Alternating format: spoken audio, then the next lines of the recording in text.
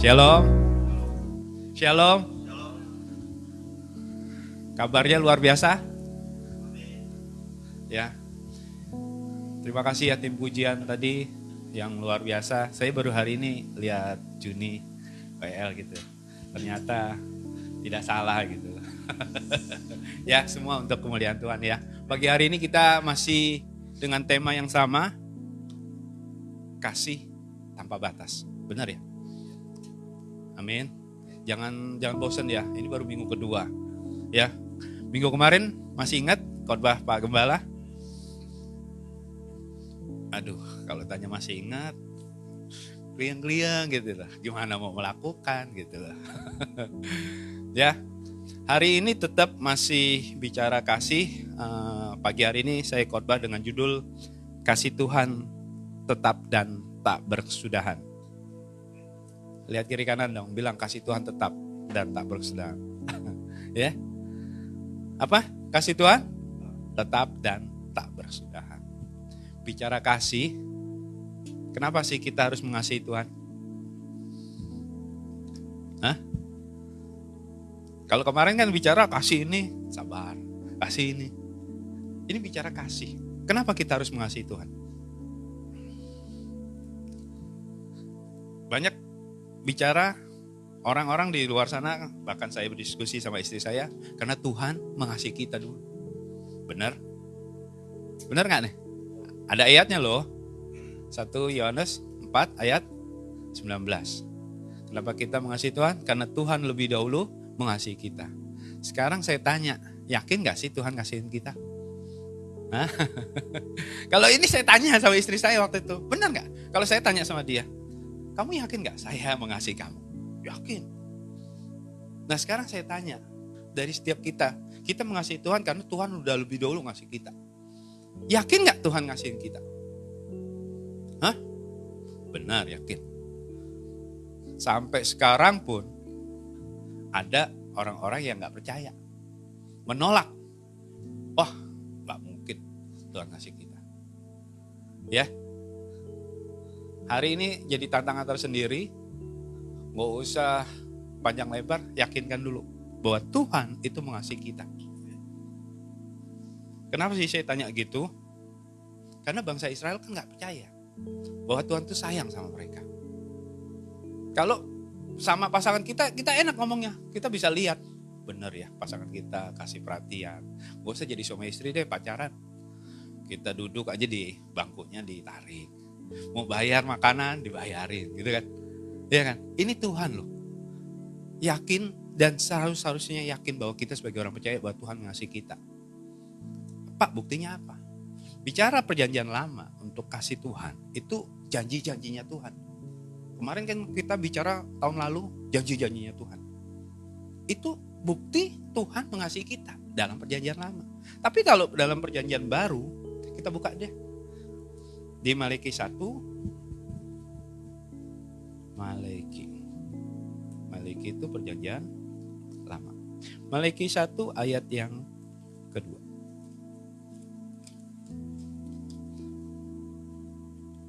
Udah ketemu?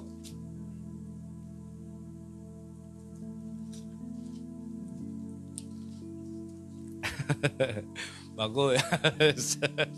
Kalau Malaki memang ngomongnya perpuluhan loh ya. Sama, ini jarang dibuka. Aku mengasihi kamu, firman Tuhan. Tetapi kamu berkata, dengan cara bagaimanakah engkau mengasihi kami? Bukankah Esau itu kakak Yakub? Demikianlah firman Tuhan, namun aku mengasihi Yakub. Ini pertanyaan bangsa Israel, bagaimana sih? Iya kan?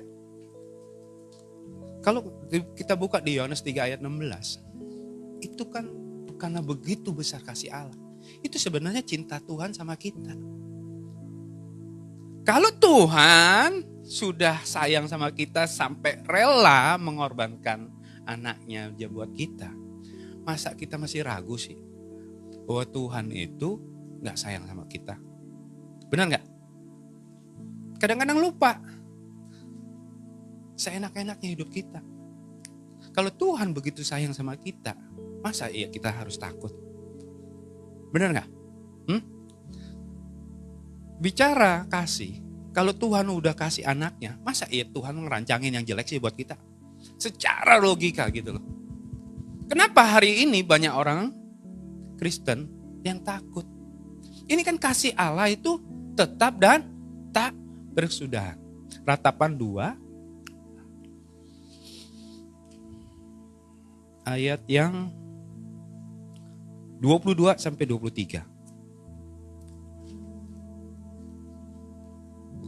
Ratapan 3. Ratapan 3 ayat yang ke-22 sampai 23. Tak berkesudahan kasih setia Tuhan, tak habis-habisnya rahmatnya. Selalu baru, tiap hari besar kesetiaanmu.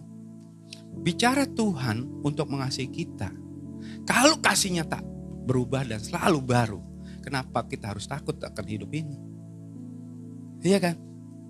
Kemarin kita cell group bicara panjang lebar.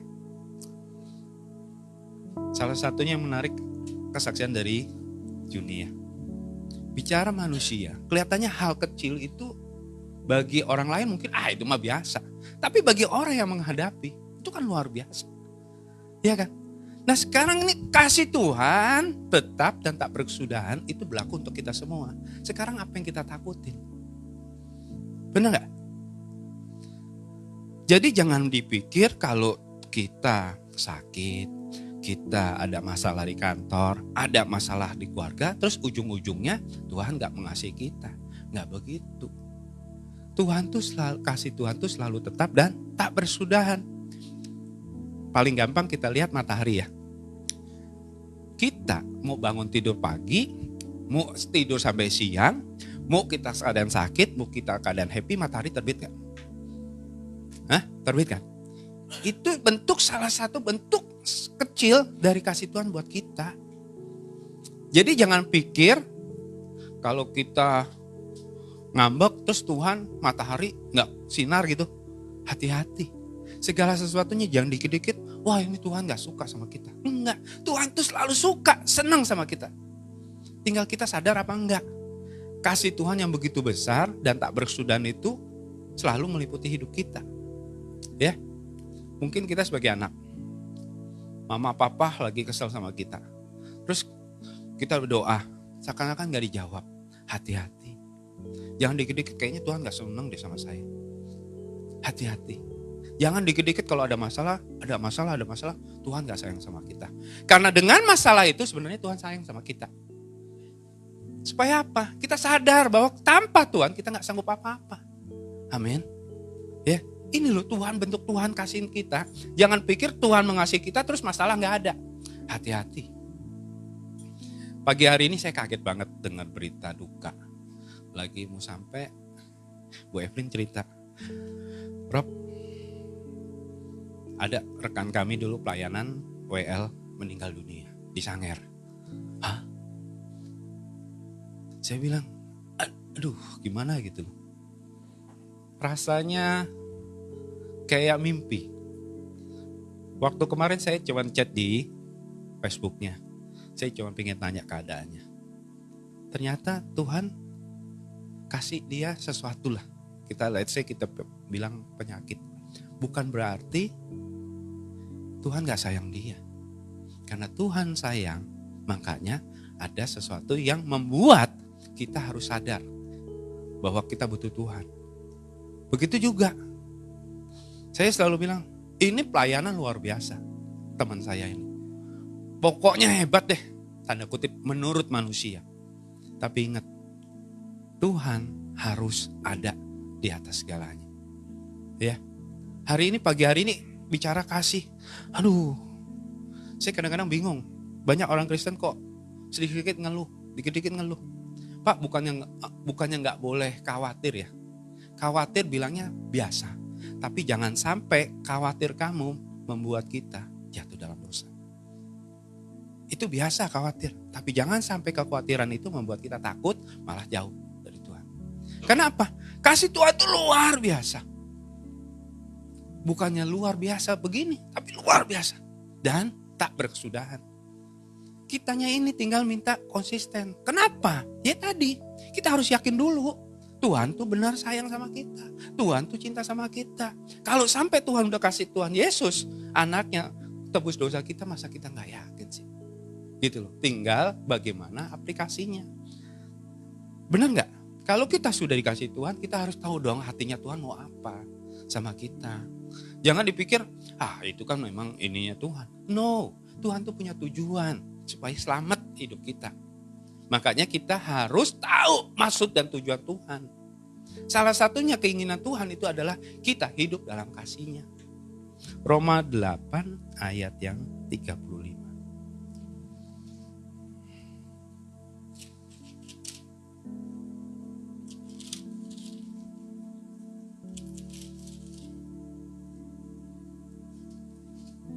Siapakah yang akan memisahkan kita dari kasih Kristus, penindasan atau kesesakan atau penganiayaan atau kelaparan atau ketelanjangan atau bahaya atau pedang.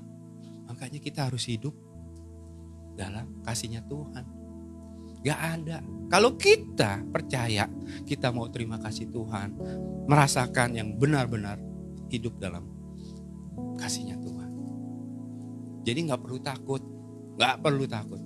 Bicara kasih, makanya sebagai orang Kristen bukan lagi kita ngerti, paham apa itu kasih, tapi kita harus bisa lakukan. Bagaimana maunya Tuhan apa? Kita hidup dalam kasih-Nya Tuhan.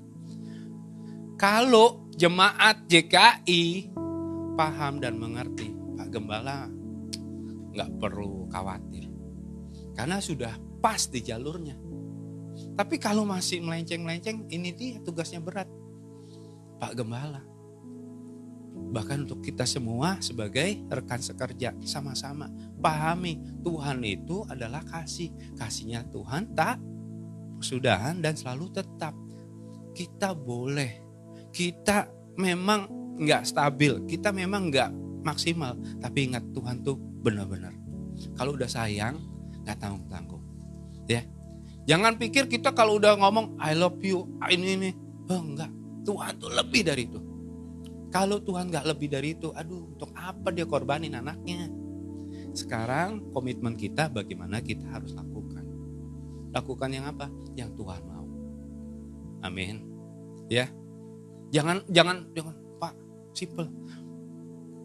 Hidup kita ini milik Tuhan. Kita lakukan apa yang Tuhan mau. Gak usah panjang lebar bicara, udah panjang ngomong sana sini terus hebat bicara, tapi kalau gak punya kasih, repot. Ya, sehebat-hebatnya saya pelayanan di sini, tapi kalau ngelihat orang jatuh, saya nggak tolongin. Kata Tuhan percuma.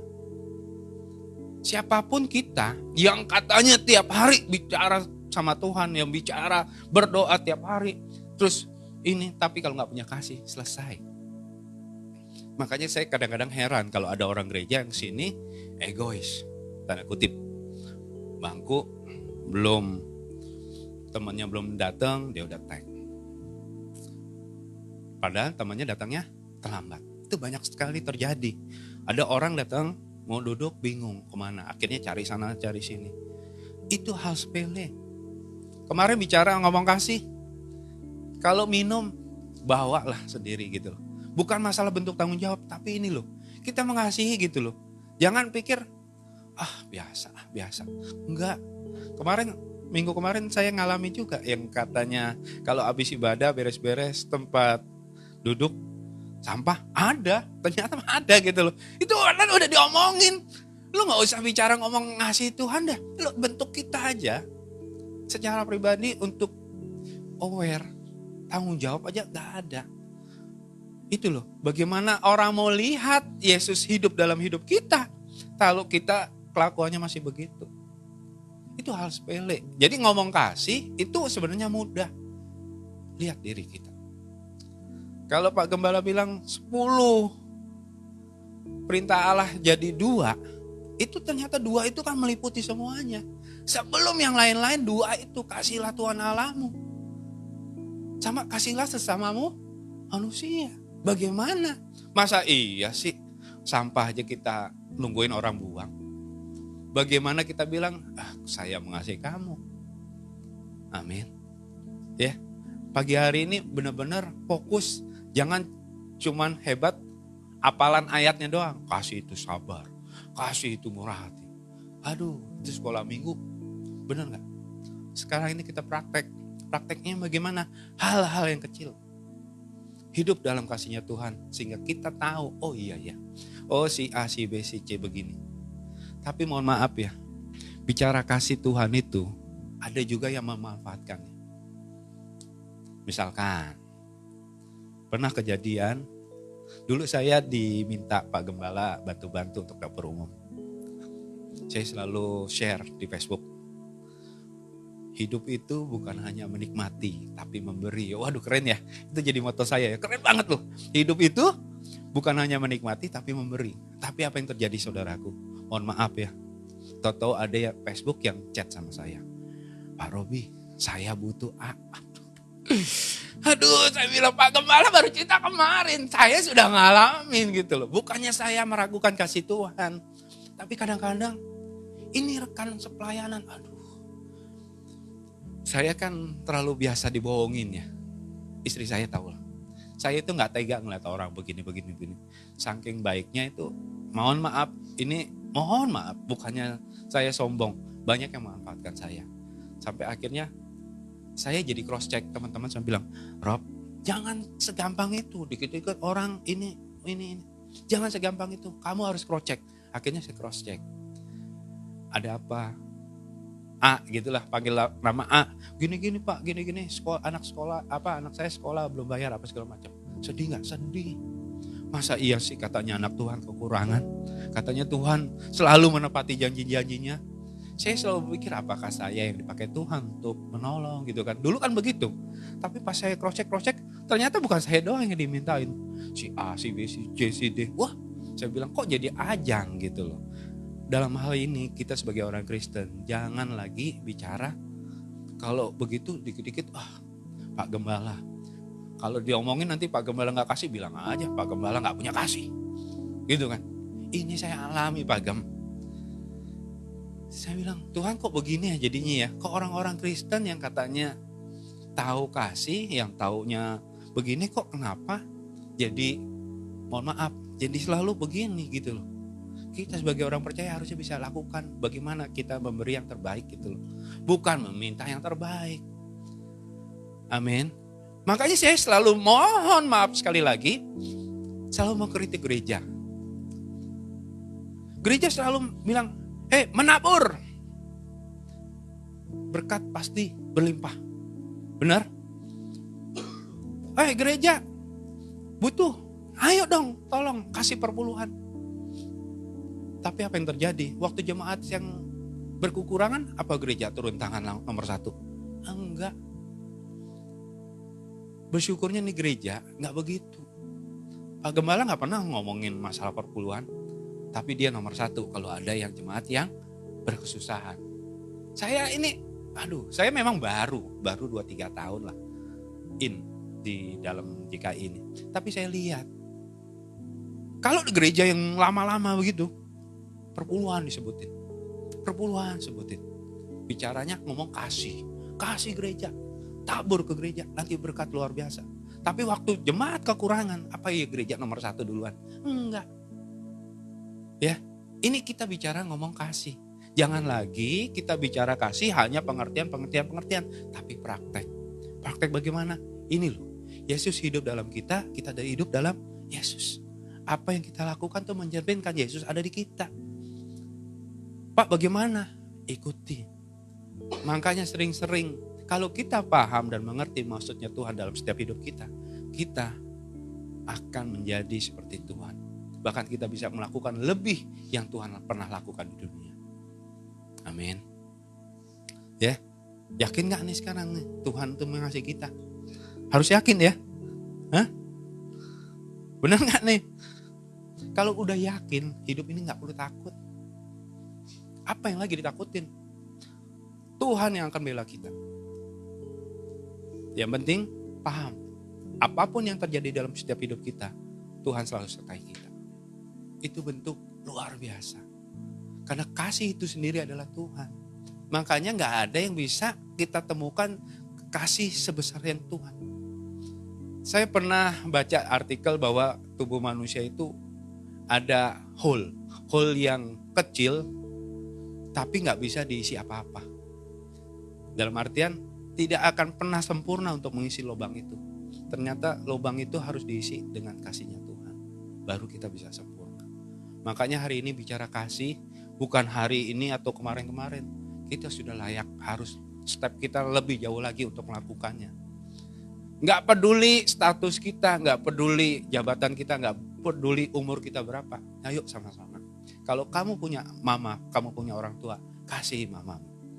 Jangan sampai mama udah nggak ada, papa nggak ada, baru kita korban habis-habisan buat batu nisan. Kalau hari ini kamu menjadi ayah atau orang tua, jadilah orang tua yang mengasihi anak-anak. Nggak usah panjang lebar, pelayanan full di gereja, begini. Tapi kalau nggak pernah punya kasih, aduh kelar. Benar.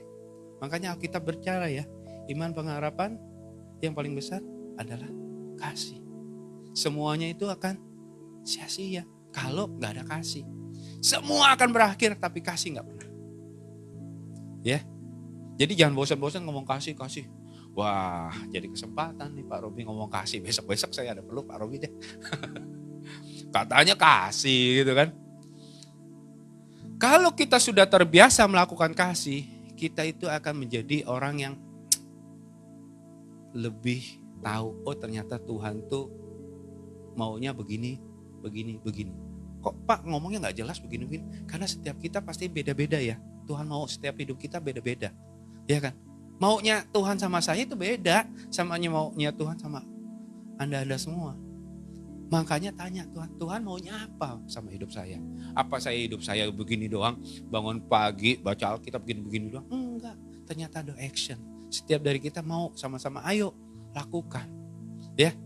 Jadi biar tahu bahwa hidup ini bukan bicara untuk diri sendiri tapi juga untuk maunya Tuhan.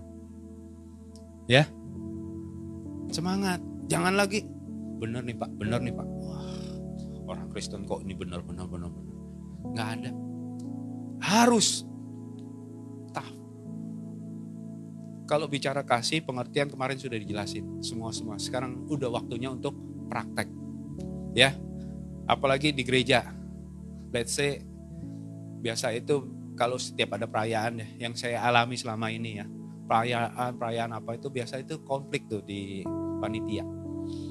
Saya sih berharap gereja ini enggak ya, biarin mencerminkan wah pengurusnya aja luar biasa, pengerjanya luar biasa, jemaat akan lebih bertumbuh lagi. Pagi hari ini kita bicara kasih, jangan lagi ngomong kasih itu apa ya Pak, kasih itu bagaimana, enggak. Udah layaknya praktek. Ya, besok saya nggak mau lihat ada harusnya bisa kita lakukan. Nunggu aja lah, itu kan tugasnya Pak Farel. Itu mah tugasnya Pak Yusuf. Sama-sama. Ini loh, bentuk sayang kita. Jangan bicara kita sayang sama Tuhan, tapi kita nggak pernah sayang sama orang-orang sekitar kita. Jangan bicara sayang itu cuma masalah materi, enggak. Perhatian kita, rasa kita gitu loh. Oh iya ya Pak Gembala itu kalau turun dari mobil berat gitu bawaannya, buru-buru lah tolongin gitu loh. Ya, jangan udah begitu, wah datangnya agak siangan aja nunggu Pak Gembala masuk gitu, enggak juga gitu. Ya, hari ini kita sama-sama aware, kita itu ada sesuatu Tuhan mau dalam setiap hidup kita, punya tujuan untuk apa? Jadi alatnya Tuhan, jadi kasihnya Tuhan gitu loh, sama-sama untuk praktek. Sehingga nama Tuhan sendiri yang ditinggikan.